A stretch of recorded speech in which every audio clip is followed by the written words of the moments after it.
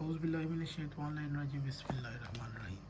आज हमारे पास जो किताब है वो है नमाज़ पैगंबर हदीस की रोशनी में, और हुसैन अल अमीनी साहब की किताब है, और इसके तमाम हवाला जात अहले सुन्नत किताबों से, मोतबर किताबों से। तो आज हम आपको अल्लाह के नबी की नमाज़ का तरीका बताएंगे। क्या आप अल्लाह के नबी की नमाज़ पढ़ते हैं? तो इसका सफ़ा नंबर 181 है जो मेरे पास एडिशन है। चलते हैं जी। पैगंबर अकरम ने एक शख्स को नमाज का तरीका बताया, लेकिन इसमें हाथ बांधने का जिक्र नहीं है।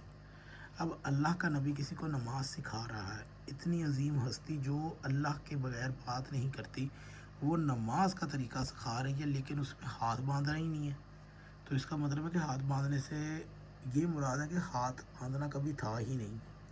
खैर, सबसे पहले हम पैगंबर गिरामी का एक वाक़या नकल करते हैं जिसमें आप सल्लल्लाहु अलैहि वसल्लम ने एक शख्स को नमाज सिखाई, लेकिन इसमें नमाज में हाथ बांधने का सिरे से ही जिक्र मौजूद नहीं है। बुखारी शरीफ में अबू हुरैरा से रवायत है, और ये रवायत भी बुखारी की है।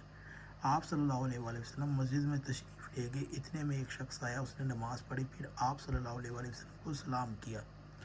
आपने इसके सलाम का जवाब दिया, फरमाया जा फिर नमाज़ पढ़, तूने नमाज नहीं पढ़ी। वो लौट गया और फिर इसी तरह नमाज़ पढ़ी जैसे पहले नमाज़ पढ़ी थी।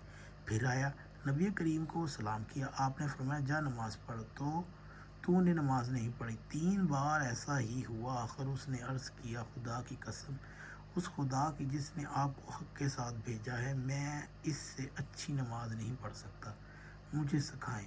आप सल्लल्लाहु अलैहि वसल्लम ने फरमाया, तर्जुमा, आप सल्लल्लाहु अलैहि वसल्लम ने इस शख्स से फरमाया, तू जब नमाज के लिए खड़ा हो तो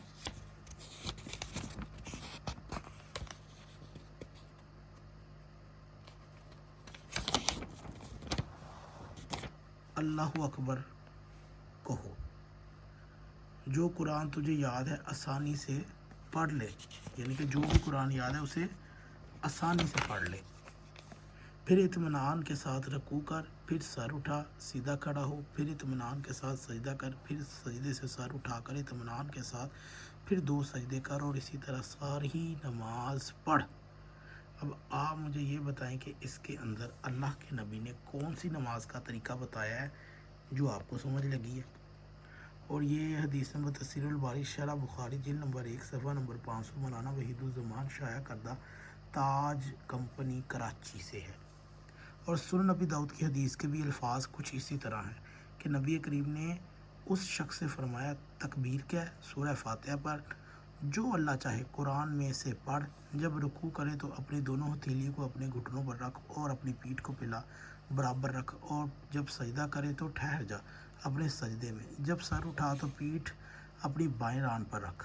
और ये भी सुनन नबी दाऊद जिल्द नंबर 1 सफ़ा नंबर 364, तर्जुमा मौलाना वहीदुज़्ज़मान 60। तो अब आप मुझे ये बताएं कि इसके अंदर कहाँ पर आपको हाथ बांधने का तरीका बताया गया है। और हमारा ये चैलेंज है कि अहले सुन्नत के पास हाथ बांधने पर कोई हदीस भी मौजूद नहीं है कि हाथ बांधने किधर है। अगर आपको ये वीडियो अच्छी लगे तो इसे ज़रूर शेयर कीजिएगा।